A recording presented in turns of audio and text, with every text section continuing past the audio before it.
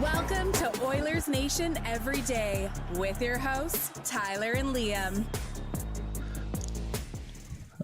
Oh shit. Oh wait, I'm supposed to be in that chair to do the lead. Oh God, call that pulling a Tristan Jarry. Let's get into it with the lead.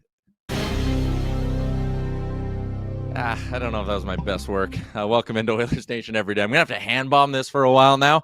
Welcome into the program, of course. We are live from the Sports Closet studio.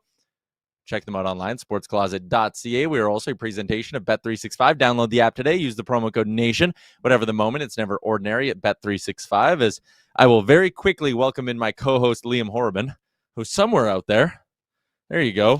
Bit of an ugly finish for the Oily boys last night, eh? It was a little bit of a rough one. I think there was a lot more people to blame than just Mr. Jarry. But yeah, I mean, pretty ugly game in general, to be honest. I think they came out fairly poor 5-on-5 for the majority of the game. Obviously, a couple of fresh bodies in the lineup, but power play came through for them. The Oilers' second line was pretty solid, and you come away with a point. What's that? Points in 5 or 6 straight games now. It's hard to be too upset with the way they're playing overall at the moment. Oh, no, I can't hear you. Now I have to keep rambling on defensive pairings. They were a question mark. Maybe we can talk about that a little bit as the show goes on. Am I back? Tyler. No, you're frozen. Nope, 1, 2, 3. There you go. In hindsight, doing that whole thing was not worth it for the quality of lead that it was. But Tristan Jarry gets caught out of his net. The Oilers lose a game in overtime. But Liam, I'll be honest. You get 3 of the 4 points available to you on a back-to-back on the road. It's far from the end of the world. And I don't know. They could have had that game. It just also wasn't their night. We'll get into a whole bunch of stuff, but sloppy at 5-on-5, needed the power play to bail them out. All of that. They're an OT winner away, and it sucks letting those points slip because you'd like to see them. Now they've lost to LA and Nashville, opportunities to win both those games in 3-on-3 when the Oilers should be a pretty dominant hockey club. That's frustrating, but also just in the microcosm or looking at it under the microscope of the 2 games, Monday and Tuesday, back-to-back on the road, 3 of 4 is fine. Yeah, 3 or 4 is fine. I think if I had to pick, I'd be more upset about the LA game. Obviously, a divisional game. Nashville, second of back-to-back, the Oilers were fresh-ish going into that LA game. I would have liked a bit more from them there, but they've been good in January, minus the Philadelphia game, which was rotten, to be honest. But what is that? What was that, a 1 p.m. or a noon start, whatever it was? Not your typical start. So a lot of 2-point games on the schedule this month, to say the least. They should probably go on a bit of a run here. Yeah, and again, we did this yesterday on Oilers Nation Radio, and Bag Milk asked us why can the Oilers not win 3 games in a row? And we both kind of said I don't even know if it's necessarily anything other than sort of shit luck that they haven't managed to win 3 in a row. I don't know. It's just weird. They've struggled to get hot for extended periods of time. But then you look back, like you just said with January, points in 5 of 6 games to start the month of January. If that's a stretch of hockey where you're, in quotes, not playing your best, you'll take that, racking up all those points. Vegas only has 21 wins in their 24 games. They've lost more than they've won this year. And that's, again, part of the reason why, and maybe this is a glass half full, glass half empty kind of debate to have, but are you frustrated that they're letting points slip because you know it's going to be razor thin to win the division against the Vegas Golden Knights? Or are you sitting here saying, hey, at least you're scraping up loser points, which is exactly what Vegas is doing, and you're staying in the mix? I think just getting a point every night is worth something, right? As long as you're winning games too, I think that's what's important. So yeah, I think if you can come out of any game with a point, that's what's important. And I mean, we saw it last season. What were the others? I think they ended up being 5th in the conference or whatever it ended up being, and they ended up having home ice advantage in the Stanley Cup final. You can kind of let those guys fight for whatever they want in the Central Division, but at the end of the day, it is about getting as high as you can in your own division and getting that matchup right. And right now, the competition for Edmonton is a Vegas Golden Knights team who, like you said, isn't winning that many games in regulation themselves. So, yeah, it is what it is. I think if come out games with a point, you've got to be happy with that at least. Sitting in second in the division on points percentage, you're ahead of the Seattle Kraken still. Again, nothing to really freak out about, but there is some interesting notes from last night's hockey game, we'll say.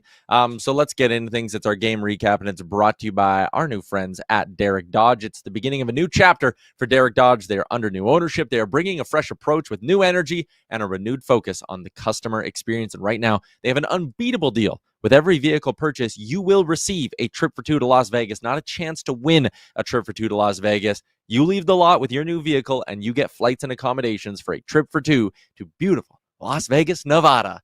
Sound like Price is Right guy there. That's tough to beat. Derek Dodge. Visit them 6211 104th Street Northwest or online at derekdodge.com.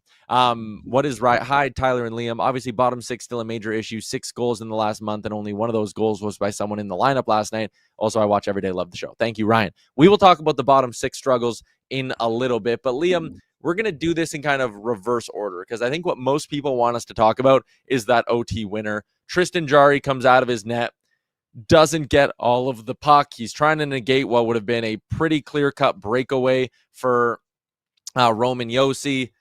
Again, I think part of the issue here, and when you watch the reverse angle, you'll see that I think Draisaitl actually tips this puck when it's dumped in. He puts his stick up and it changes direction. And I think that might be part of the reason why Tristan Jarry kind of hesitates to come out of the zone the way that he did. I guess maybe that angle doesn't show it all that well, but I didn't actually hate the decision by Tristan Jarry just because it would have been a clear-cut breakaway for Josi. So go out, create a little bit of chaos. Like, this is a non-conversation, and actually we're applauding the work of Tristan Jarry if Leon Draisaitl wins that stick battle there and actually knocks his guy off the puck. Yeah, I think it was I think it was the right play, to be honest. When that puck's coming over and before it gets to him actually showing him coming out, I was kind of thinking to myself, I was like, he should probably come out and play this puck. Yep. And he did. The only problem I have with it is there seems to be a slight hesitation as if, should he come out? Should he not come out? You got to commit to it, right? If you're coming in, and if there was a deflection, like you said, on Draisaitl, then I'm sure that had some factor in it. My biggest gripe with this goal is that those 3 guys just stayed out on the ice for so long when there was a clear time for them to go and make a change and trust that some other guys were going to come on the ice. And they weren't even getting that many opportunities, to be honest. Maybe 1, if I'm remembering correctly. So I would put this more on the 3 players in front of Tristan Jarry than what Tristan Jarry did. I mean, it looks ugly. There's no doubt about it for what it is, but it was the right play. He did what he had to do. Yeah, it's a 50-50 play. And it's one of those, like, if he doesn't come out to play it and Josi picks this up and fires one home past him, and listen, maybe Bouchard would have caught Josi, but now we're getting into like all these other hindsight sort of arguments. If Jarry doesn't come out to play this, Josi scoops it up and fires one past him on his blocker side. Everyone's sitting here going, why wouldn't Jarry come out and play that puck? He had so much time to play that puck. Someone in the chat said, what the hell is Evan Bouchard doing? Evan Bouchard is doing exactly what he's supposed to do. Your goalie's out of the net. Someone's got to try to stop the puck. Like, I have no problem with what Bouch was doing here. No. I mean, what's he supposed to do? Yeah. I mean, I think anyone in the right mind, if you saw your goalie going doing that, you'd probably go stand on the goal line too and try and block that puck if it comes to it. And he's actually not too far away from actually blocking that. Dave said Trusty could make a save on a breakaway. Jarry was making some good saves in the third period. I don't deny that at all. He had an interesting game. We can maybe dig into it a little bit more, but I think just this play alone, I'm not blaming Jarry at all. Just you made the right decision, I think. I have more of an issue with the long shift that the forwards took, and I also understand that too. You're in the offensive zone. You're the best players in the world. You think you're going to be able to end this game pretty quick, but I would have brought on Nugent-Hyman or whoever the next line was to get things going there.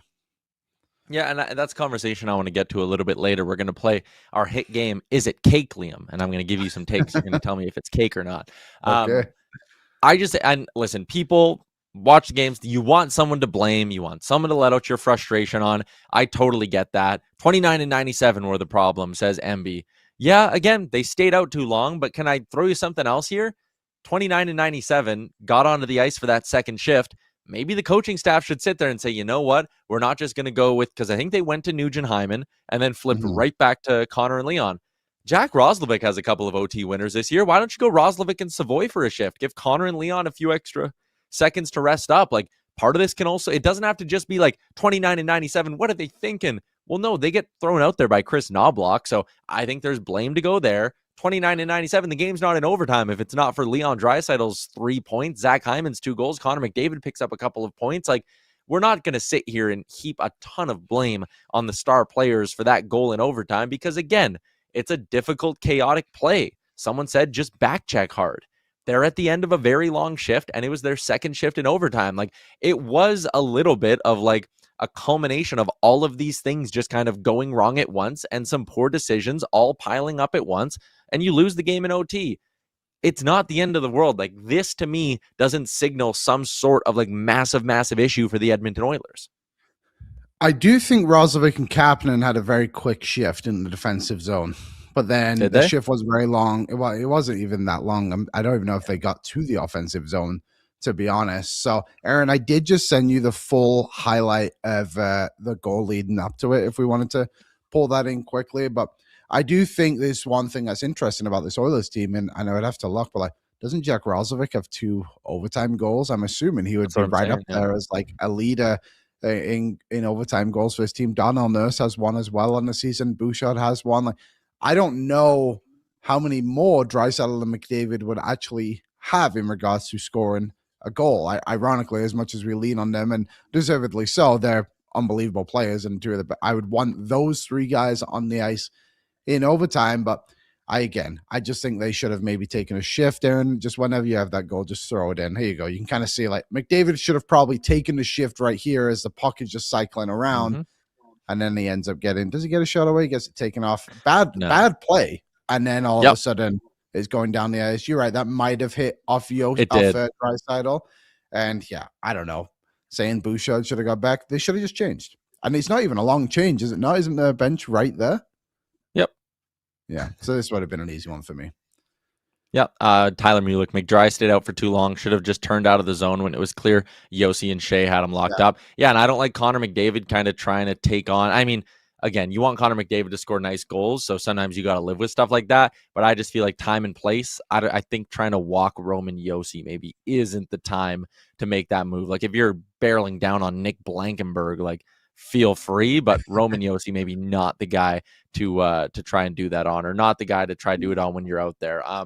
So again, a frustrating finish, and I think we can probably call it a frustrating game. We can sit here and kick back and forth this OT thing for the entire show and never get anywhere. We'll spin our wheels on it. I do think there are some other, I'll call them issues from this hockey game. 5-on-5, Liam. This team was not good once again last night, and I thought the second line had themselves a pretty solid game. We can touch on that more in a little bit.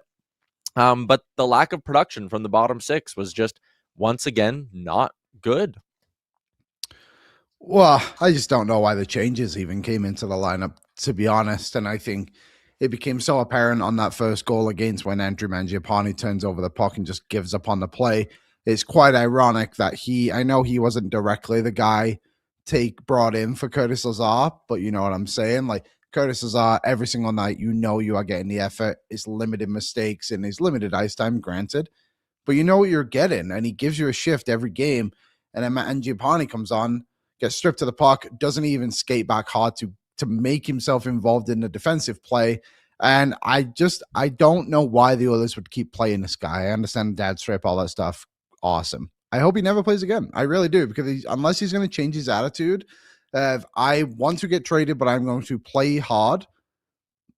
Fine. But if you're not going to do that, then you don't deserve to be in the lineup. I also thought it was quite BS that he still played. Like, I would assume his expected minutes ended up being, I think, around 11, 12 minutes.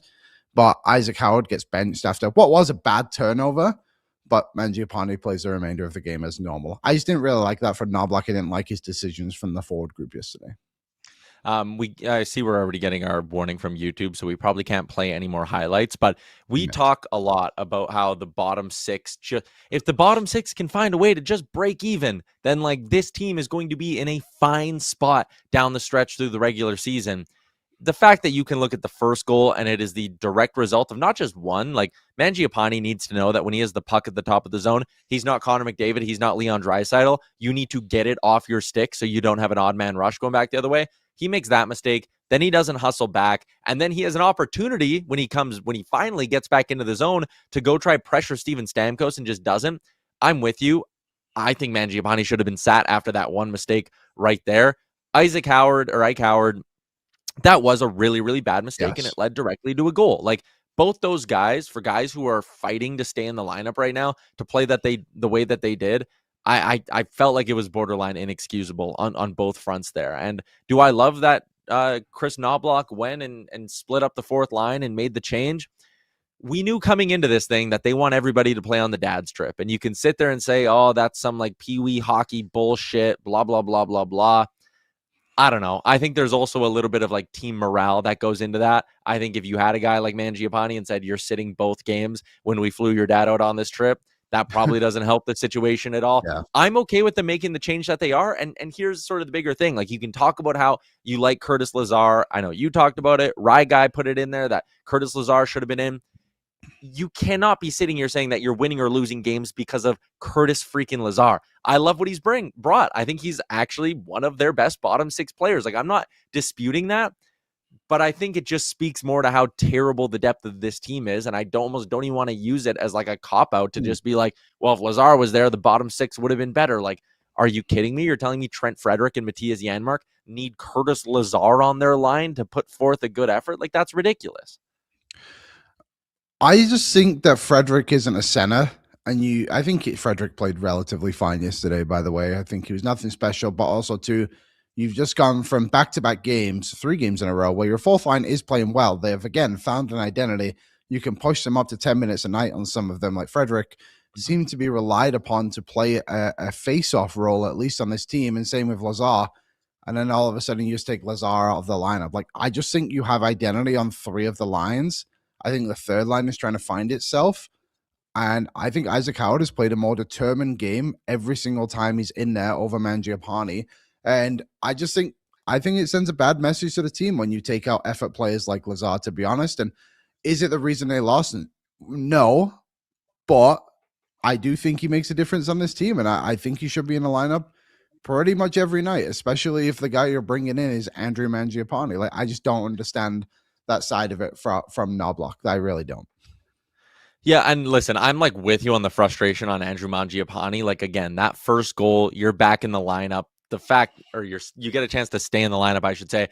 The fact that you don't go and make a difficult play is ridiculous there, and you just dipsy doodle back into the zone. Like, all of that is ridiculous. I see someone said, do you think Calvin Pickard is crying that he didn't get a chance to play? I think that's a little bit of an apples to oranges comparison. Like, you can only play one goalie in each of the games, and you obviously wanted Tristan Jarry to play because he's healthy and ready to go. So I don't really want to give that too much time. Again, we knew the lineup changes were going to come. I just hate the fact that there are so many, I'll call them zeros. People were saying that the Howard, Savoy, and Roslovic line looked good. Why break it up? I will say this. They look good for one game. Then in the next game, they didn't. And Ike Howard, I see the signs of why the coaching staff maybe doesn't trust him right now. Because it feels like every game, maybe they don't all end up in the back of the net, but there's 2 or 3 times where you're like, oh God, Ike, why did you do that? You can't put that puck there. You can't try to take that guy on 1v1. I see the signs a little bit with Howard. I think when Henrique is healthy, Howard might finish off the year in Bakersfield. Yeah, I think so too. And I don't think it's just Henrique. I just think this team needs a third line center. Like Roslovic, I think he's doing a fine job. He's out of position. He's not a centerman at this level right now, consistently anyway. And I just think he'd be better off on the third on the wing on the third line. And people were talking about, I was like, do you move him into the second? It's like, I don't know. That top 6 is doing pretty well right now. So I just think as you look through this lineup, it's clear the number one need from a forward perspective today, maybe the top 6 changes, is a third line center. Okay, couple more things here to get to. I guess we get Aaron, flash up the lines because I want to follow up on that point. How much different, and I think this goes to the conversation of what's their biggest need at the deadline. So let's say Howard's down in Bakersfield. Let's say Mangiapane's traded for the cap space. Curtis Lazar's in the lineup. So your fourth line is Lazar, Frederick, Janmark. How much better do you feel if your third line is, we can go Boone Jenner, we can go whoever you want in that spot. Pick your dream third line center target. Boone Jenner, Jack Roslovic, Matt Savoy. How much better do you feel about that third line? How much better do you feel about this forward group if those are your lines? Top stick stays the same. You got Boone Jenner with Roslovic and Savoy on the third line. You have Lazar centering Frederick and Janmark on the fourth line. I think it makes a big difference because I just think having that third line center that's a bit like gritty but can play some decent offensive skill game as well is something that would be desperately needed. Like we had that guy in the chat yesterday. He was talking about how McDavid and Draisaitl weren't going to do anything if they get shut down. Sorry, the rest of the team won't. If they get shut down. He is right. And I know that's obviously not going to happen often, but like you need a third line that can go out there and compete at a high level. And I would love either of those centers from Columbus, whether it's Charlie Coyle or Boone Jenner. I think both of them would be a great fit. People are suggesting Nugent Hopkins too are there. I wouldn't touch it. I wouldn't go anywhere near Nuge on the third line right now. I wouldn't go anywhere near. I wouldn't mess with the top six at all right now, and I'll talk to you more about that in a little bit. Also, I rattled off those line combos and totally forgot that Adam Henrique is probably going to be back and healthy at some point this season. But again, with the way Lazar's playing, like I don't think very many Oilers fans would argue with you if you said you want Lazar playing over Adam Henrique when they're both healthy, just based on what they've given you this year. Lazar's outscored the guy, for Christ's sake. I wouldn't hesitate to put Lazar in over Henrique. I wonder what you can do with him. Like I really do wonder if you can find him a spot. I don't know if they will. I don't think that's likely, but I don't know. I don't think he's here in the future by any means. No, again, maybe you can force it a little bit and say like, hey, Adam, when you're healthy, we're not sure if you have a spot in this lineup.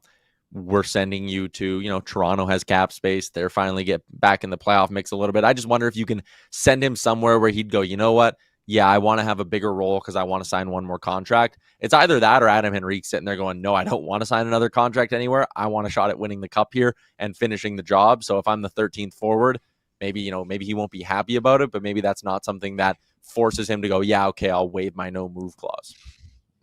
Yeah, maybe. But I mean, like, if he was to come back, I wouldn't pay him anything more than like $1 million. You know what I mean? That's what he should want. I'm not bringing him back at all. I think even for $1 million, I just don't think he's a bottom six fit here. Yeah, that's also fair. I mean, look at those numbers. The face-off numbers are great, I guess. Sure. But like 10 points in 43 games, like what are we doing here, man? You can't be an everyday NHLer and go a season where you're on pace for 4 goals. Like that's ridiculous. Yeah, it's not. Again, it's what we talked about. There's not enough coming from these guys, and the difference you see in the lineup when Mangiapane and Henrique aren't playing it's crazy, to be honest. They makes them look way worse. Mm-hmm. Someone said, do you think Anaheim would take him back? I actually honestly wouldn't be surprised if Anaheim was interested in taking him back. But again, that goes back to, does he want a chance to win a Stanley Cup? Because Anaheim might not be a playoff team anymore. Anyways, let's get to our break. Oh, sorry. Do you have one more thing, Dad? No, I was basically going to say the same thing. Poor 5-on-5 game. Howard and Mangiapane both have bad giveaways. We did the OT goal. Someone was commenting and said our top pair over the last 5 games has really struggled. I'm not overly worried. I actually thought Ekholm had a pretty good game last night. I'm looking at the numbers here. I know, again, him and Bouchard got caved at 5v5. I felt like Ekholm, I noticed him making some positive plays. Maybe that's just a little bit of like confirmation bias where I didn't notice the bad shit. But yeah, I mean, that's probably a fair criticism, I guess. But that top pairing is also asked to do a lot. So I'm not going to be someone who sits and roasts them when they have a bad couple of games, because they are very clearly the top pairing. They take a lot of tough matchups. Like, I'm not going to sit here and be like, no, I'm pissed about Ekholm and Bouchard. I've said for a while that I think you should jumble up the pairings for a while. And maybe now that Wallman's healthy, you do consider doing that. But again, I'm not going to heap too much criticism on Ekholm and Bouchard for, a couple of poor statistical games, we'll call them. Last game was the first, like that commenter also mentioned, it's the first time in the last 5 games are a net negative. Last night was the first time they've been outscored at 5-on-5 in the last 5 games, and it was 1-0, which I think was actually the at least Bouchard was. It was the Eric Haller goal, which came right at the end of the penalty kill. Yeah, and that Eric Haller goal, to transition it to the Jarry conversation, that's actually the only one I didn't like. I felt like he just put the rebound right back into the slot. It's something, I mean, listen, if I'm going to, kind of roast Connor Ingram for his rebound control, I want to be consistent. Like Tristan Jarry, first game back, I'm not going to sit there and I'm not going to sit there and roast the guy too hard for what, again, was one bad goal against, and he made a lot of really, really nice saves as well. I would give him a thumb sideways on the quality start meter, Liam. Yeah, I would too, Aaron. If you want to start that poll, we can get that going. I think he was good in the third period. I think he actually made that one save he made with his leg was quite a good one.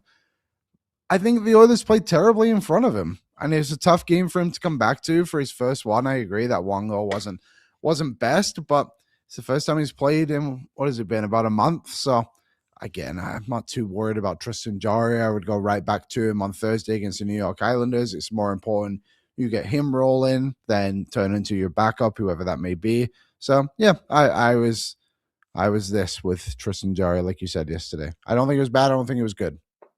Yeah, Knockout Panda says Jarry's rebounds kind of worry me. Yeah, Jarry doesn't freeze the puck when we need him to from Kate. Sure, I also think that's something that a lot of goalies kind of do outside of the elite ones. Like that is something I noticed with UC Saros last night, man. When a puck hits him, it sticks and it does not go anywhere. I thought Saros had a pretty decent game. Yeah, I thought he was really good, actually. So way better than actually the first time we saw him. It wasn't even that bad. Nashville played awfully in front of him. So yeah, I was happy with what we saw from. Well, not happy, but I thought UC Saros played well. It also threw me off that they do the juice chant like we did Stu. Caught me off guard. I wasn't expecting that. They go Nashville. Like juice. Seemed like it. Weird. The fart is in. Thank you. The first Stamkos goal is one he shouldn't have let in. I mean, you give a guy with over 600 NHL goals 3 full seconds to pick his spot. He's going to beat most goaltenders in that situation. I'm not blaming him at all for that first one. And yeah, I'm going back. The other one screened pretty heavily. Said I didn't like the Holla goal. OT goal is what the OT goal was. Someone said Ingram's great for rebound control. I really think you need to watch a little bit closer. I think he has good moments, but he also has some really, really horrendous moments. So again, that's just something I'm sure. Who's the goalie coach now again? I always forget his name. God, it's great to be at a point where we barely talk about. Yeah, there you go. It's great to be at a point where we barely talk about the goalie coach. Yeah, I'm glad we don't know his name. That's a good start at least. Just to go to, I want to talk about quickly so Seb is the one he was talking about. We thought he was referencing the top pair, and he was talking about the top line. So what have you made of that line recently? I think they've been fine. I think our expectations for them are very high for obvious reasons. Power play has obviously been great. The three of them are involved in it. I don't think they're that getting defensively. They're kind of irrelevant. And what I mean by that is like the puck doesn't really end up in a defensive zone ever when they're on the ice. So I think that's the side of it is like, okay, they're maybe not scoring as often as they should be, but that second line is making up for it. But they're also not playing negatively, I think is fair to say too. Yeah, I think, again, they are a very good line, one of, if not the best line in hockey. I think expecting them to just be dominant game in, game out for 82 games, it's just not going to happen. And if there's games like last night where maybe they aren't as dominant as they usually are, but they chip in with a couple of power play goals, like I still think they did their job at the end of the day. They were not on the ice for a goal against at 5-on-5. The only two lines that were on for a goal against at 5v5 were were the third and fourth lines. So again, that's not good. I know there was one 5-on-5 goal that came when the lines were jumbled up a little bit. So who would have been on for that one? That would have been that was like Nuge. I think it was like Nuge, Janmark, and who was ever in the box.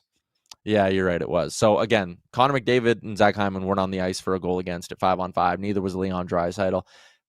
Again, that game last night, if you get one goal from your bottom six, or if they just aren't on the ice for one of the goals that they made blatant mistakes for, you win the hockey game in regulation. And we're not talking about an overtime loss or anything like that. Like, if you want to be frustrated about one part of this, don't be frustrated with Jarry. Let's not talk about how the top line didn't dominate or whatever. Like, last night's a bottom six loss.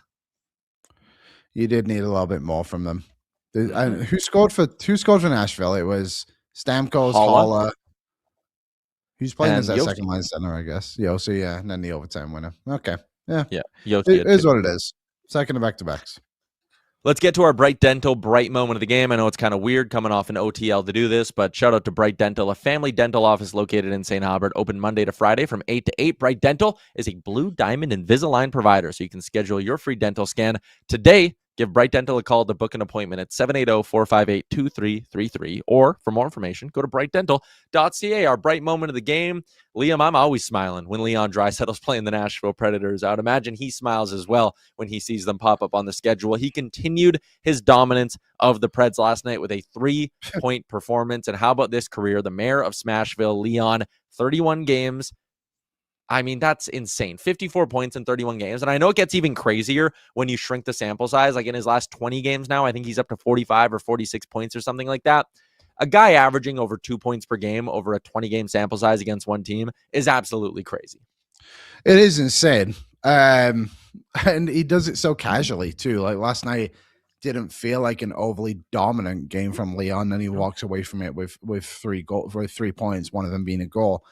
The one thing I like about his game right now, and I think you look back at these last 3 games, look where he's getting the goals from. He's able to be in the middle of the ice because his 2 wingers are working so hard to get him pucks, and he's just finding those spots, and he's able to capitalize on it.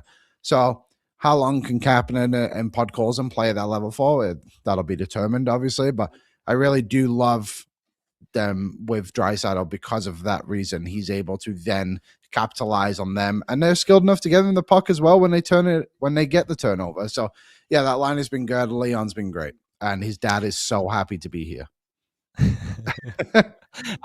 Dirks Bentley was in the dad's box last night for a little bit. Did he want to meet Leon Draisaitl's dad, or did Draisaitl's dad want to meet him? Well, did you hear the interview with Jack Roslovic's dad, John? No, I didn't actually. Okay, so Jack Roslovic, I guess, has a younger brother who played on the same hockey team as Dirks Bentley's son. So they know each other, like they're buddies. So I think he came to say hello to him, John, and then it ended up being like Draisaitl's dad meets him, all that stuff. But it did really seem like Peter Draisaitl wanted to meet Dirks Bentley, the way his reaction is. The happiest he was the entire dad's trip. And his kid had 3 points and scored another goal the game before. So one bright moment of the game, Leon Draisaitl continues his dominance over the Preds. The other one is that Connor McDavid extended his point streak to 20 games. It is tied for the 27th longest point streak in NHL history. If he gets one more point, it will move into the 24th longest point streak in NHL history.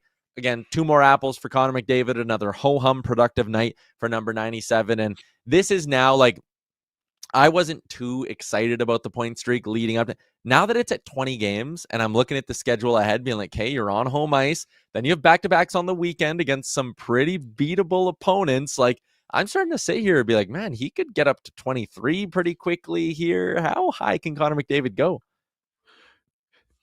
The sky's the limit, really, isn't it? Like he could, like it is unrealistic to say, but no one would be that shocked if he just had a point for the rest of the season in every game. You know what I mean? Like he's just playing so well at the moment. So yeah, I mean, you look at his schedule in January, and you've got 2 tough games in Washington and Minnesota being your toughest games. I think the Washington game is the only one I would look at. Maybe that's the one that holds him up. But for this next 5 games, at least, there's no reason to believe like he doesn't pick up a point in every single game there. The 2 games I'm worried about are those 2 Saturdays against Washington and the next one against Minnesota. But if he can make it to next Saturday against Washington, that means he's going to be at 24 games, which would move him into a tie for the 17th longest point streak in NHL history. Someone in the chat said, what's the record? It's Wayne Gretzky. He had a 51-game point streak in the 1983-84 season, which is just insane. I think it was the first 51 games of the season he registered a point, and it's actually pretty crazy. So I just mentioned that McDavid it's the 27th longest point streak in NHL history. If you look at the 20 longest point streaks in the history of the NHL, 1, 2, 3, 4, 5, 6, 7. 7 of the 20 longest point streaks in the NHL just belong to Wayne Gretzky. Yeah, he was a pretty good player, to understate it. It was good. So again, how high can McDavid go if he makes it? Aaron, can you pull up the schedule again really quick?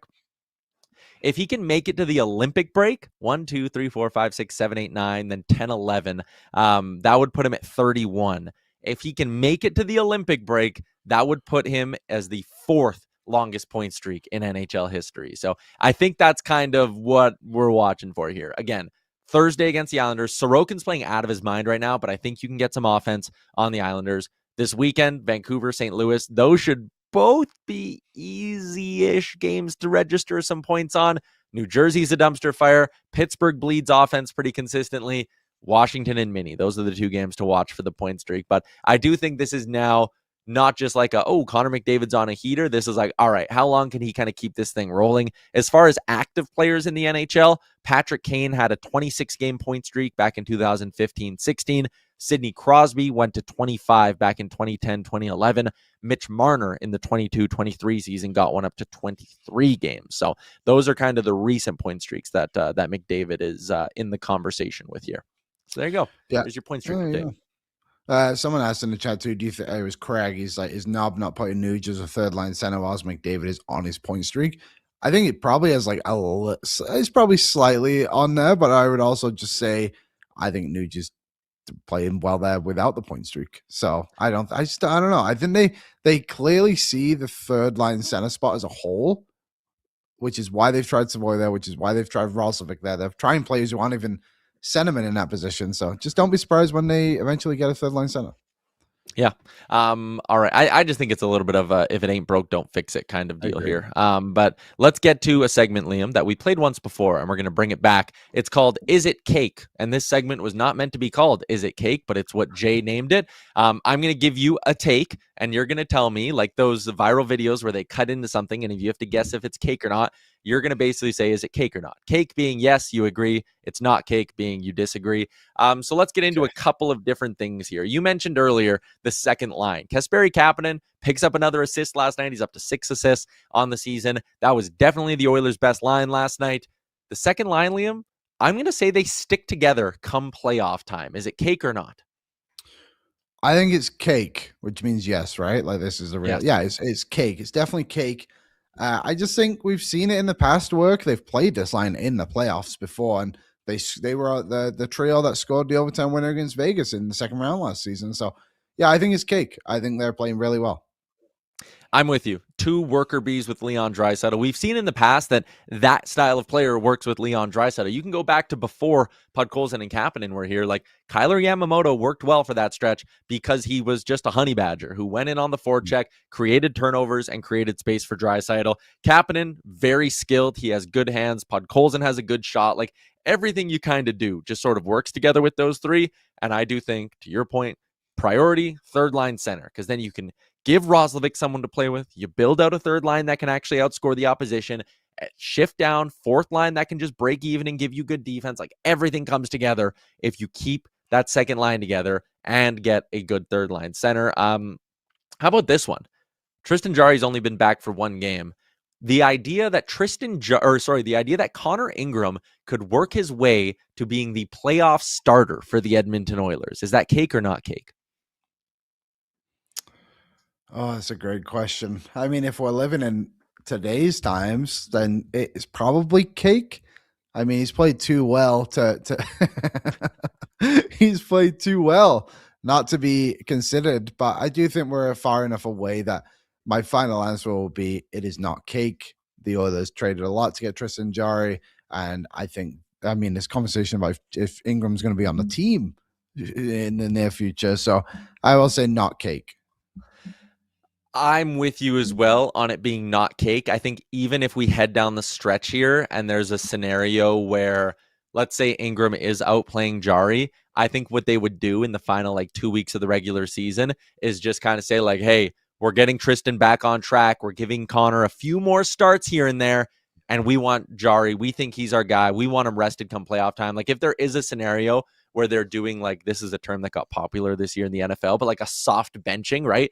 Where they maybe just say, you know what, Connor Ingram gives us the best chance down the stretch of winning some games and winning the division.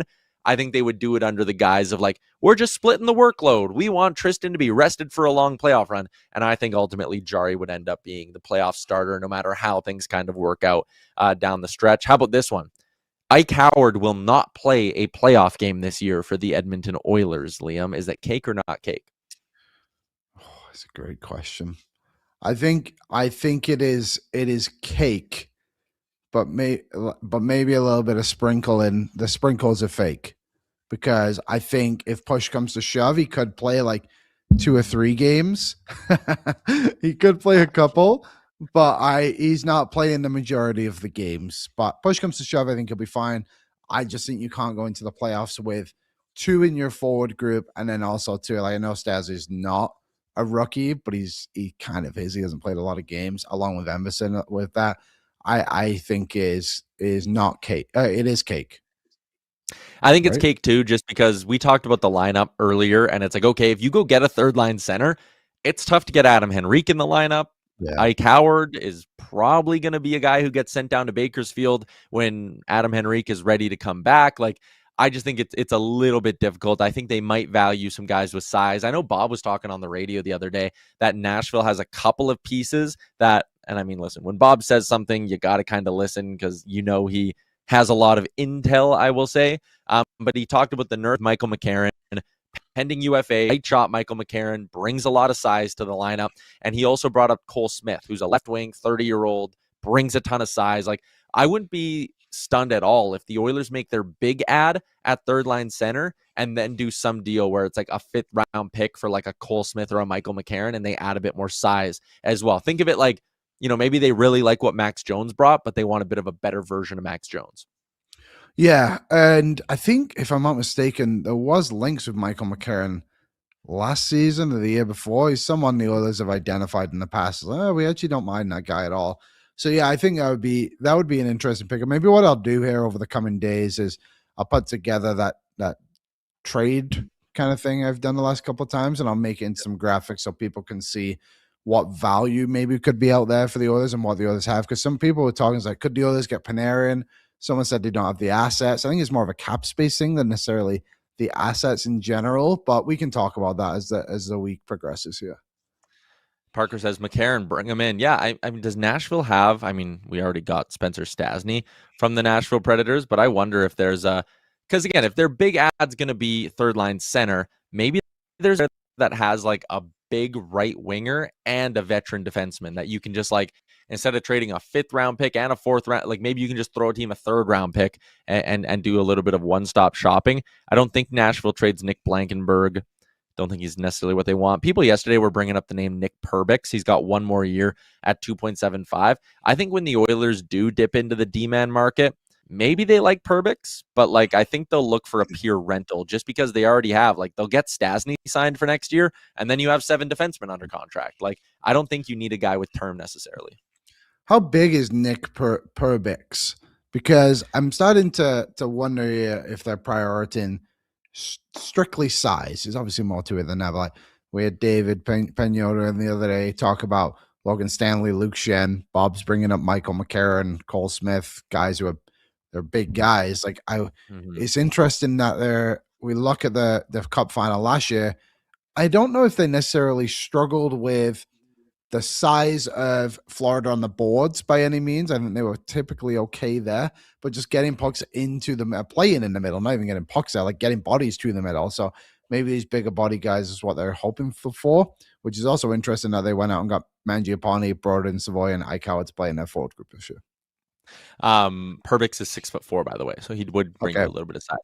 Okay, we're going to get to our guest, but first I forgot to do an ad read coming into the Is It Cake segment. Is It Cake is brought to you by our friends at Greta, our go-to party spot in downtown Edmonton. Arcade, bar, street food, it is all good at Greta. And just a reminder that this Saturday, you can join us, the Oilersnation crew. We are holding our Escape January watch party. For reservations, text Greta 587-418-8507. Come on down. Watch the game with us, have some drinks, take advantage of these unbelievable drink specials as well, play some games during the intermissions. There really is no reason for you to not come hang out with us at Greta this Saturday. Should be a great game as well. HNIC, 8 p.m. puck drop against a pretty inferior opponent. I like the way the night's lining up, especially when you got deals like that on Bud and Bud Light.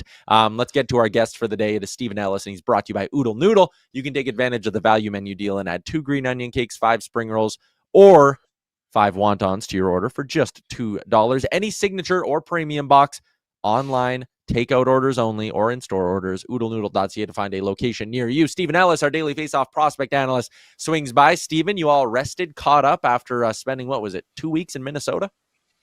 Yeah, between the two car accidents there and Uber drivers, just driving a little nuts, it was kind of nice to get home. But I have had a cough basically since about December 31st. And I don't know what it is with that, but please go away. Yeah, that sucks. Well, anyways, you haven't stopped working for a minute, and thank you for giving us some time today and joining us. I know we're a couple weeks removed from it, so maybe it is a good time to ask this question because maybe everyone's calmed down, but Canada losing at the World Juniors. People love to turn it into a referendum on minor hockey and the system's broken and all this. How big of an issue do you think this year's team and the roster was? I don't think it was an issue at all. I think if you replay that game against Czechia, if you do a best of 7 series, I think Canada probably wins 4 out of 5 games. That's the thing. Their defensive effort was pretty rough in that final game. But heading into that, I'd say that they were the most dominant team in the tournament. And the stats don't lie. You look at the goals for, the expected goals for, all these elements of the game. But Canada was the most dominant. But their defense definitely had some issues. And I think when you look at the fact that they had 2 active NHL players on their blue line, and that didn't seem to be enough for that group. I think that's where there's some concern there. But I think there's been some people looking at some revisionist history about when the team was announced. But when the team was announced, pretty much everyone was like, yep, this team makes sense. This is the best group you could possibly bring there. And having watched all of training camp and all their pre-tournament games, I think they made the right choices. I just think they just had a rough time in that semifinal game against Czechia, a team that just continues to beat them. But if you look down the system, Canada continues to dominate the U17 level.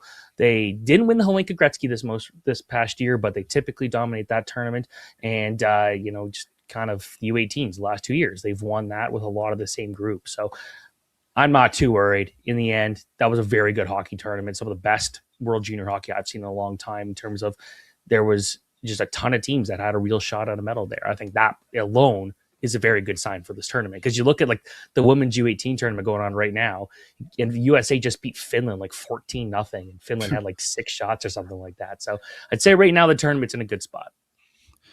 I think so too. And I think if you're trying to watch it from a neutral perspective, it's fun to be able to turn on the TV and be like, oh, Latvia, Finland, that actually might be a good game to watch. And it's competitive as you go through it. I think one thing I was interested in, and again, maybe people aren't as dialed into junior hockey as they used to be in Canada, and that's fine. But there was a lot of question marks about the goalies, whereas you just mentioned it. I don't think Canada's had a better trio in goal for World Juniors in a long, long time, and there wasn't really a question mark. The team just played quite poorly in front of them. That's probably fair to say, right?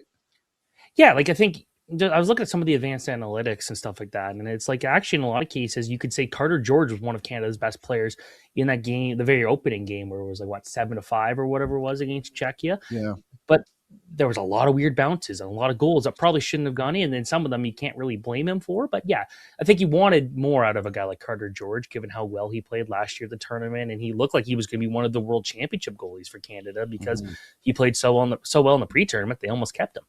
I think when you look at those guys that they brought, Joshua Ravensbergen will probably end up becoming the best goalie that Canada brought to a tournament and didn't use ever. This is a guy with a future number 1 written all over him. I'm not sure how San Jose is going to figure that one out because they do have Yaroslav Askarov, of course. But then you look at Ivan Kovic, and I thought he had a good tournament too. And yeah, he lost against the Czechs, but a lot of what was just happening was some weird bounces, and the game-winning goal was a deflection off a skate, right? That's a hard one to deal with in a lot of situations there. You're not expecting that. But I think when you also have a blue line that was just given these opportunities away over and over again in their own zone, it's that I've had a lot of terrible defense in front of me. So I know what, not at this level, obviously, but it's I understand it. It can be very difficult to kind of handle that. I want to talk. Quick follow-up, Ty. Oh, fine. Sorry. I just want to ask how much stock do you put into players at the World Juniors who are not drafted? Yeah, obviously it's a quick tournament. Gavin McKenna was there, Verhoff, Stenberg too. How much does that matter to you in your rankings? It's a small sample size of an entire season. So you have some guys who play 60, 70, 80 games. So 5, 6, 7 games of this tournament probably isn't going to change a whole lot, but you're looking to see which players kind of show up in the big moments. And I think a guy like Ivar Stenberg really showed up in the big moments. I know a lot of people have been really hard on how Gavin McKenna played, but he had 14 points. And it wasn't like he got like 9 of them against Denmark. Like, he had 4 of them in the bronze medal game against Finland. So I think with the way it kind of looks, like it's just another sample size. I don't think anyone's going to jump up 25 spots. But a guy like Thomas Galvis, who a lot of people kind of looked over the last couple of years, they're going to look at that and say, okay, like he was the most dominant defenseman through a good portion of this tournament. He played a lot like Lane Hudson, the way he skates with the puck. That's going to help him up the rankings. But for the guys at the top, I don't think it makes a huge difference. I wanted to pick your brain about Ethan McKenzie, obviously the Edmonton tie-in with him being an Oil King, a guy who's been passed over in the draft. Is it safe to say no shot he gets passed over in the draft again? Yeah, he's definitely going to be taking this time. I think the way he was able to go out there and break up plays was really impressive. And you can see the numbers and say, okay, he had 5 points in 7 games. But I think he was like second in defensive scoring for Canada. That's really good.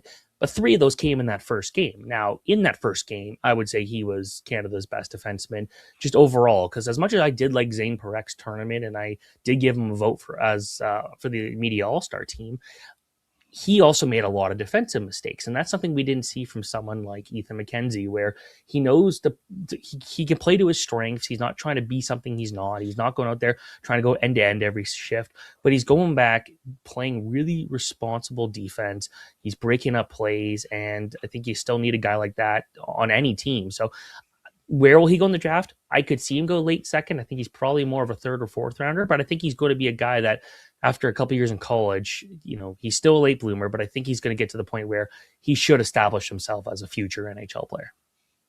So after the World Juniors, what's your top 3 looking like right now? I'm assuming it's the typical 3 in any order. Right now, if you ask me who I'm picking right now, number 1, I'm thinking Ivar Stenberg.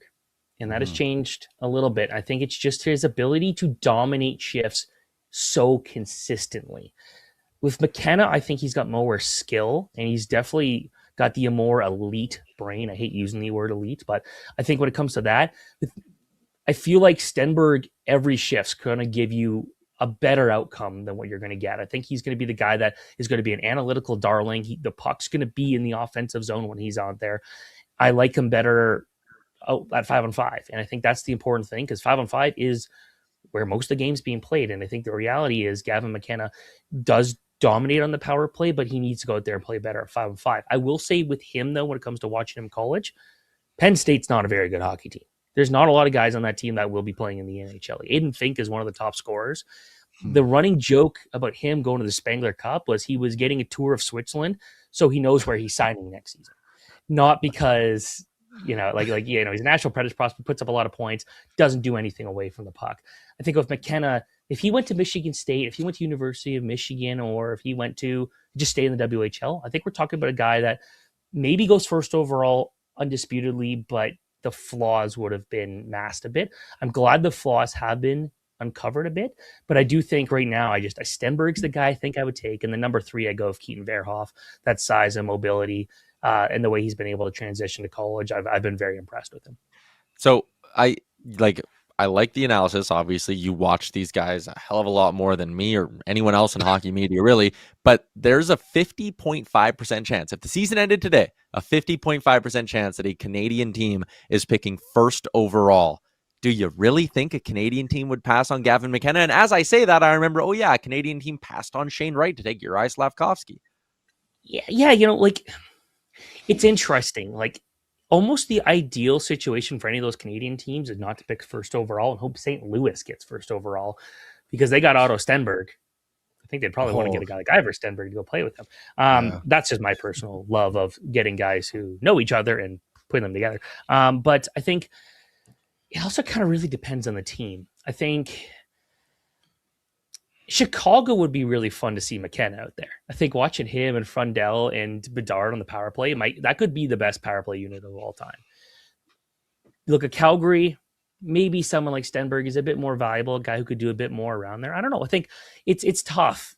You don't pick a guy based off their nationality, or if you are doing that, you're making a mistake. Pick the best player available. And I think what you're looking at here is a better all-around player or a more skilled player. Who is the guy that you want? And I think it could come down to which team is picking first overall. And it might not be that every team would pick the same guy first overall. Talking to some scouts, a lot of them still picking McKenna number one, but a larger number of them are starting to lean towards Stenberg because of just his ability to dominate shifts in a way that very few players can consistently. So I don't know. It's always cool to see a Canadian star on a Canadian team, but I don't know how important that's going to be this year. I want to circle back to what you said about McKenna on like being at Penn State and not a lot of guys who will go to the NHL. Do you think that's the opposite for Verhoff, where maybe he's been able to adapt to the NCAA because they have a lot more talent, I guess, that can go on to the next level? I just think if their situations are a bit different. Like Verhoff doesn't have to go out there and be in every like a dominant defenseman. He has kind of become that. But I feel like the defense core there is pretty strong where they can rely on other guys to do it. With forwards, when you're a guy like McKenna and all the pressure's on you, I think everyone just expects you to do so much. Like he hasn't played bad in college. I think anyone saying he's been bad this season, I don't think a single scout would actually come close to agreeing with you. I think it's just more of, again, the flaws have been kind of apparent at points where the fact that he isn't moving around at 505. And I just think it's hard to fully compare them because they're very different players. One's obviously a big defenseman. One's more of a kind of a dominant puck player. But I think with Verhoff, in a lot of cases, yeah, the offensive zone, they typically have the puck there and he doesn't have to go out there and do everything for that team. So I think I think that's a fair assessment, if that makes sense. The Oilers, obviously, they have this Connor Unger kid who has come from absolutely out of nowhere, to be honest. A kid signed from Brock University, and now he's playing, and he played some games in the ECHL and the AHL as well. His numbers are staggering. He's just like a 940 at every team he's played for this season. When you're evaluating American League goalies, when do you get to the point of being like, okay, these numbers are actually unbelievable, and it's not just like a 5-game sample size? Well, it's interesting because you look at a guy like Logan Thompson, who I think also came from Brock University, funny enough, and he's now turned that into an Olympic spot with Canada. And I think the fact that he's been so good at every level is really impressive because you look at last year, he was good in the ECHL, nothing too crazy, but he's also bounced around like an incredible amount this year. 4 teams already, and he hasn't played a ton for any of them, but he's been good at every level. And you could say like, okay, maybe he's benefiting from defensive systems, but I don't think that's the situation here. You look at Orlando, a team that does give up a lot of chances, and he's got like a 944 save percentage there. Then you look at what he's been able to do in the AHL, which I think is the more impressive fact that he is 5-0 and he has been so good there. So I think with him, it's a very interesting situation because he's 24. He's an older prospect at this point. I think you kind of know where he is at this point, where a lot of the goalies that are playing the AHL or the ECHL that are true prospects are 2-3 years younger than him. So I think with him, you kind of are hoping for these type of numbers, but for a guy that was undrafted and he was playing U Sports a few years ago, you don't see that coming. But I think everything you've seen from him this year shows that he's a legit goalie, and I hope that he does stick in the AHL full time or gets that opportunity just to play more in the AHL because I don't know how much more he has to prove in the ECHL.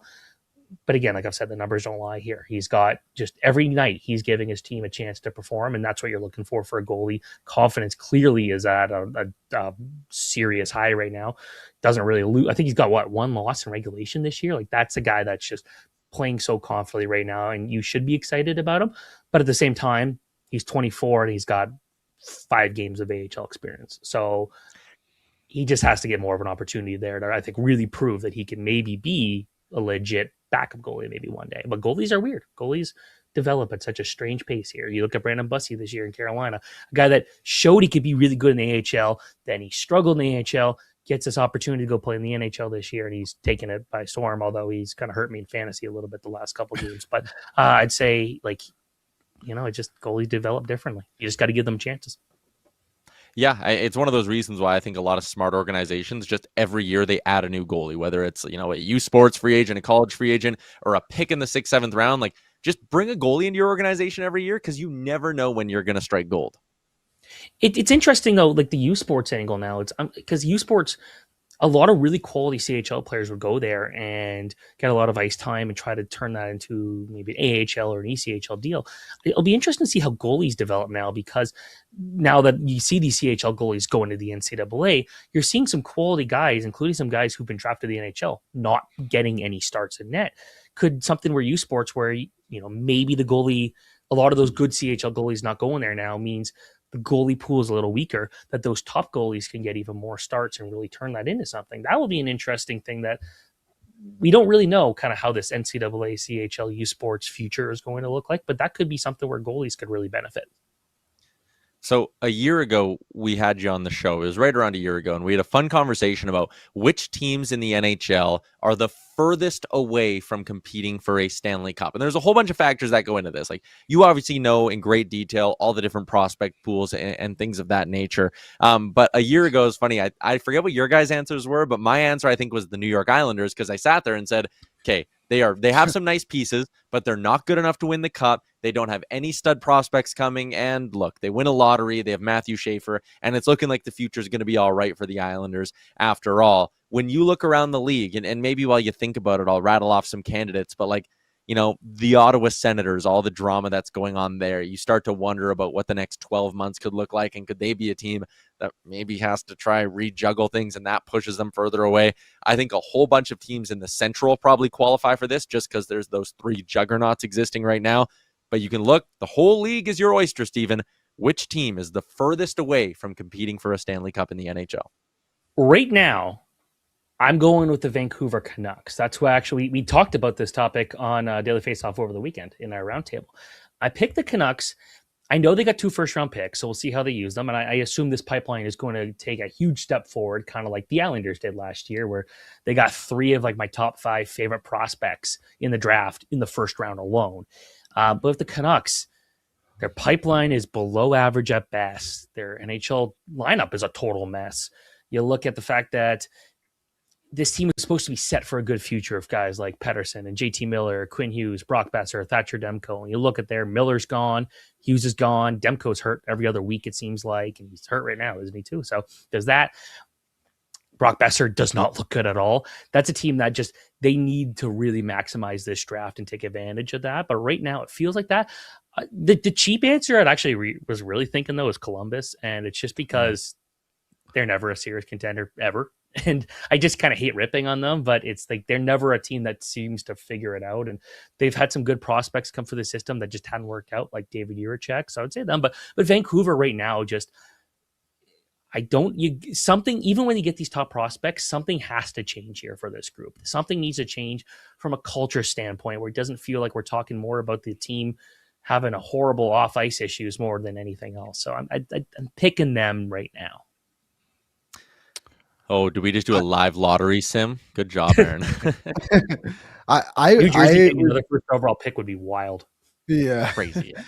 I was going to say the same teams, just in reverse order. I think the Columbus Blue Jackets, again, as many players as they have that look to be good, they're just never that good. But when you look at Vancouver too, it's kind of funny. They won the Calder Cup last year, which is the AHL championship, but they won it with a bunch of guys that were like 24, 25. It wasn't like all these young kids that came through. So a bit different there for them. That's the thing about the AHL is like when I put out my prospect pool rankings, it's like people are saying, well, Vancouver should be higher. They just won the Calder Cup with Abbotsford. It's like, yeah, but like the players like 24, 25, and 26. Like these are guys, they've turned some of those guys into actual roster players, but I think that's more of just the team's really bad more than these guys earn their spots in the NHL. So it's kind of how it is. I saw you post that you were very excited for like the NHL 14. Someone's like re-releasing it on PC or whatever. On the spot, your all-time favorite NHL video game. When did things peak for EA? So I was actually playing NHL 14 right before I came on here. But it's got to be NHL 04. NHL 04 on PC specifically. Absolute best. I still play it from time to time. It's the one where like there's a massive community of hundreds of players that play competitively with like new rosters and stuff like that. So I'm going 04. 14 was amazing. Just the controls felt really good. Maybe a hot take. I really liked NHL 25. But I downloaded to NHL 26. I created my team last night. The Oakville Cheesesteaks were black and gold. And I named my character Maximus Rex, which is a prospect for the draft in 2 years. But the name is just so badass. How do you not use a name Maximus Rex? Max Rex. That is going to be a hell of a name. Steven, appreciate your time. Thanks for popping on. We're already getting answers in the chat about people's favorite games. So I love that we took it that way. Appreciate your time. Appreciate your work. Thanks for doing this. Yeah, thanks so much, guys. See you, Steve. There you go. Stephen Ellis from Daily Faceoff prospect analyst. Great follow on Twitter as well if you want to stay up to date in the world of NHL prospects. Liam, let's get to a little bit of what's trending. It's brought to you by the Nation Vacation to beautiful, sunny Las Vegas, Nevada. Las Vegas gets a lot of love on the show right now, but we're heading back to Vegas. We're basically running back the same trip that we did last year, and last year it was unbelievable. Spots are filling up March 24th to 27th. Watch party as Edmonton takes on, I believe, Utah the night before. Maybe it's Seattle, but we're doing a watch party the night we get there. Next day, we're going to the game at T-Mobile. We're in the lounge area, or in the, whatever you'd call it, concourse lounge, where you get your free food, you get your free booze. There's so much stuff included, and you can save your spot with just a 20% deposit today. There you go, nationgear.ca. Get in on it. Join us. Come have a beer with me in the pool in Vegas. It'll be so much fun. What did you write down for what's trending? What do you got in here? It was just the news yesterday. We obviously spoke about Brooks Koepka going to the PGA and how significant that could be if Rahm, DeChambeau, and Cameron Smith all came over and played in the PGA too. And all of them came out and said no, but they all basically just said, my contract ends in 2026. So I got a sneaky suspicion the three of them will come back in about a year's time, get the rest of their money, and then come out. And two of them will obviously be preparing for a Ryder Cup as well in DeChambeau and Rahm. But yeah, I don't know. It feels like Liv is dead. Especially, did you see the Cameron Smith interview and where he did it? No. It was basically like next to a busy road outside of a restaurant. It felt like. So Liv is just, the experiment is over. I think it was interesting that what they tried to do. I think it's just fallen flat on his face. So. An update on the Kyle Tucker market. Obviously, the number one free agent in baseball, heavily linked to the Toronto Blue Jays over the last couple of months. Baseball free agency goes so painfully slow. But here's the latest. The New York Mets have apparently offered him, and this is the rumor, a 4-year, $200 million contract, which is insane.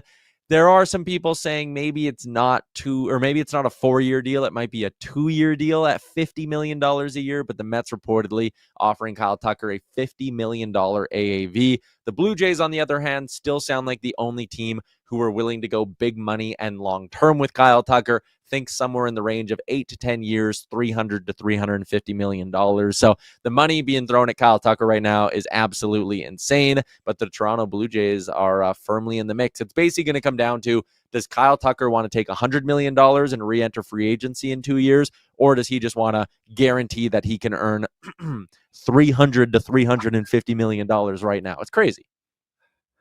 I feel like maybe I'm wrong in this play. A baseball career could just be over in 2 years. Like, you could just be terrible immediately as you get that contract, right? Like, if you're Kyle Tucker, you're probably taking all of the money, no?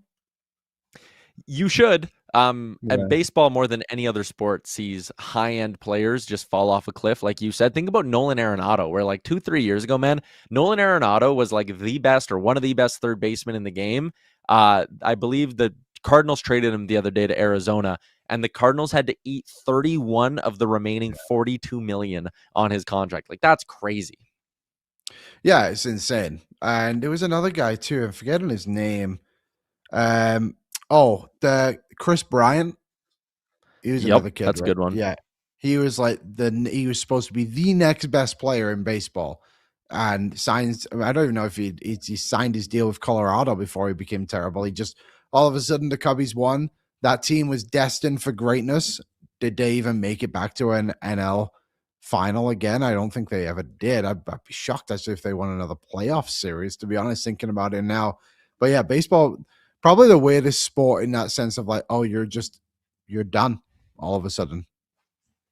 Aaron texted us and said Anthony Rendon, like that's a guy who signed for like $275 million or whatever, and in his 5 years with the LA Angels since signing that massive contract, by the way, all guaranteed money, he has not had more than 250 plate appearances in a season.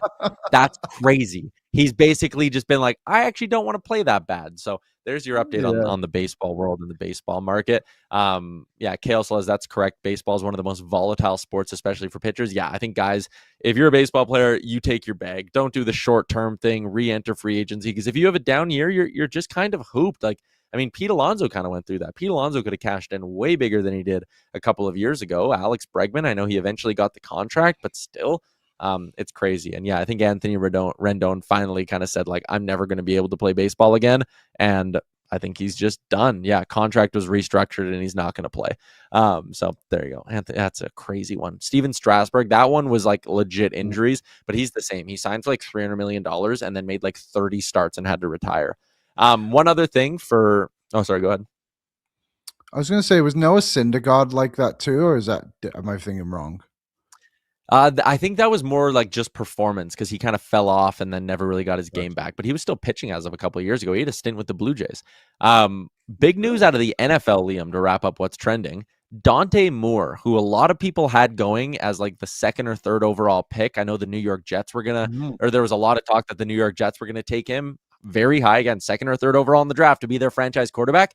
He announced today he's going back to college. He's going to stay in school for another year. Obviously, NIL has like a big impact on this because he can still go make a handful of millions of dollars. But Moore gave up a chance to make the second overall pick in the draft, Liam, gets about $50 million in guaranteed money. He gave up that opportunity to be the number 2 pick in the draft to go back to school. Wild news out of the football world. That is interesting as well because he's the tight end on that team. I forget his name. Declared yesterday for the draft, and he's expected to be a top 10 pick. So that's interesting. The Marcus Mariota obviously went to Oregon and did the exact same thing as what Dante Moore is doing, ended up staying another year, still went second overall. I do wonder how many of these players look at the teams that are at the top there, right? And being like, do I really want to go play for the New York Jets? Like the first overall pick will be probably that guy from Indiana, who I think might be a senior anyway, so he has no choice but to go in the draft. But like, as much as like a dumpster fire Vegas is, like they're probably going to get a decent head coach. Tom Brady's there now. There's like an appeal to it with the Jets. Like, what's the appeal? High housing prices? Like, that's not something that'll get me out of my seat. I mean, if you're getting $50 million though, I don't know. I get what you're saying that the Jets are a dumpster fire. But and maybe it's just a mindset thing and it's not my career, so it's easier to say, but like, I would love to be the guy who's like, man, I'm going to go try figure it out in New York. Like, I want to be that guy. I want to be the quarterback that finally gets it right. And you'd be the king of New York. It would be unbelievable. Yeah. Who is some of the other top team? Who are the teams at the top right now? So obviously like draft. Both New York teams will be up there, but the Giants obviously don't need one. New Orleans. I don't know. So the draft order, I have it in front of me. It goes Vegas, New York, there you go, Arizona, Tennessee, New York, Cleveland 6, Washington 7, New Orleans 8, KC 9. What is KC going to do at 9? Holy. Okay, so if you're a quarterback and you have a bit of control here, which team would you actually want to play for? Like probably Vegas. Exclude the teams that have ones. But okay, so Vegas would be one. Yeah. Mine would be New Orleans. If I had to pick a team out of this, I know they have Tyler Shuck. They have Tyler Shuck. But like, if you're the guy and it's like, okay, but if I can just come in and play better than Tyler Shuck, look what Kellen Moore was able to do to him. Can I go there and just become the next guy? Like Cleveland, I think they'll probably take one. But like, again, it's Cleveland. It's interesting. Even Arizona now going for Arthur Smith as their head coach. Like, come on. Like, how are we here? You know what I mean? All right, okay, we got to wrap up the show here. Shooter McGavin's in. Says, what's everyone doing today? I'm car shopping. Any suggestions for a full-size SUV? I mean, you can go hit up our friends at Derek Dodge or Capital Buick GMC. Why not? All right, that's a wrap. We're going to... Like, what do you come into you don't talk about the show ever. Last night in After Dark, we're like, we need you to call into the voicemail as we're in the voicemail segment. So, what do you mean? What's the voicemail segment? Like, come on, man. Pay attention. I don't think he actually watches the shows ever. I think has the chat open and he's doing something else. I know that's exactly what he's doing. Okay, tomorrow, game day edition of the show. Oil back on home ice taking on the Islanders. We're going to do a mystery player for $25 to Sports Closet. So look forward to that. And we'll see if we can get some guests. Jay might be making his return to the show. So lots of stuff going on. We got to wrap up this one early, unfortunately. But thanks for tuning in today, everybody. Enjoy the rest of your Wednesday. We'll see you right back here tomorrow. Noon Mountain, oil up. What's up, Nation citizens? If you enjoyed today's episode of Oilers Nation Every Day, make sure you hit the subscribe button here on our YouTube to not miss any of our content. We got you covered from interviews, insight, analysis, everything you need to stay up to date on everything around the team. Hit that subscribe button so you don't miss a video.